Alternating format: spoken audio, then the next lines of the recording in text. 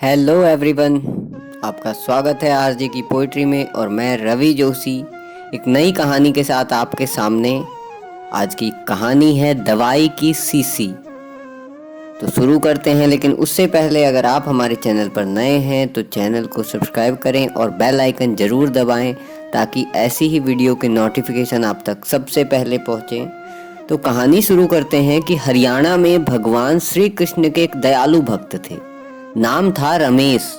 उनकी दवाइयों की दुकान थी। उनकी दुकान में भगवान श्री कृष्ण की एक छोटी सी तस्वीर एक कोने में लगी थी। वे जब भी दुकान खोलते साफ सफाई के बाद हाथ धोकर रोज भगवान की तस्वीर को साफ करते और बड़ी श्रद्धा से धूप इत्यादि दिखाते थे। उनका एक बेटा भी था राकेश, जो अपनी पढ़ाई पूरी करके उनके साथ ही दुकान में बैठा करता था। वो भी अपने पिता को ये सब करते हुए देखता था। क्योंकि वो नए जमाने का पढ़ा लिखा नवयुवक था, तो लिहाजा अपने पिता को समझाता था कि भगवान वगैरह कुछ नहीं होते, सब मन का वहम है। शास्त्र कहते हैं कि सूर्य अपने रथ पर ब्रह्मांड का चक्कर लगाता है, जबकि विज्ञान ने सिद्ध कर दिया कि पृथ्वी सूर्य का चक्कर लगाती है।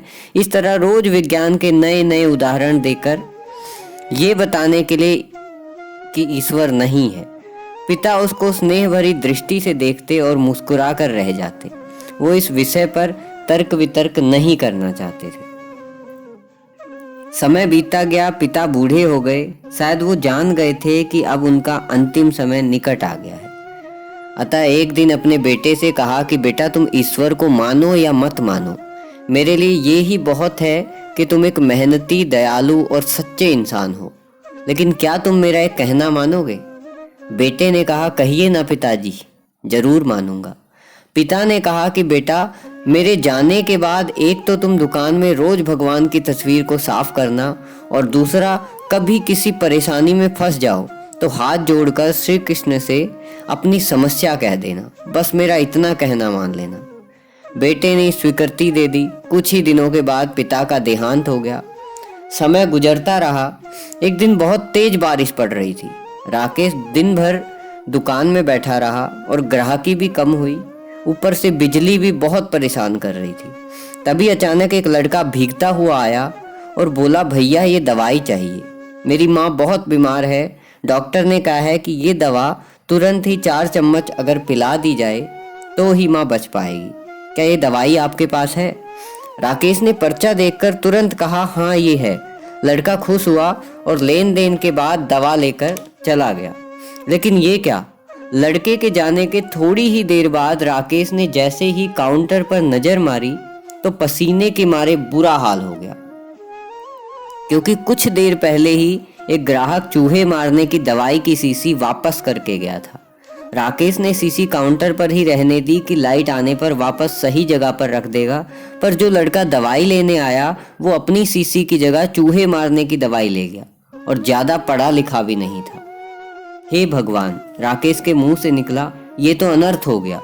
तभी उसे अपने पिता की बात याद आई और वो तुरंत हाथ जोड़कर भगवान कृष्ण की तस्वीर के आगे दुखी मन से प्रार्थना करने लगा कि हे प्रभु, पिताजी कहते थे कि आप हैं, अगर आप सचमुच हैं तो ये अनहोनी होने से बचा लो। एक माँ को उसके बेटे द्वारा जहर मत पीने दो। भैया, पीछे से आवाज आई कि कीचड़ की वजह से मैं फिसल गया, दवा की शीशी भी फूट गई, कृपया आप एक दूसरी शीशी दे दो।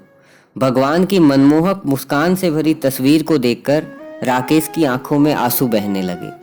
उसके अंदर एक विश्वास जाग गया कि कोई है जो इस सृष्टि को चला रहा है। जिसे कोई रब कहता है तो कोई परमात्मा। और किसी ने कहा है कि प्रेम और शक्ति से भरे हृदय से की गई प्रार्थना कभी अनसुनी नहीं जाती। बोलो जय श्री हरि।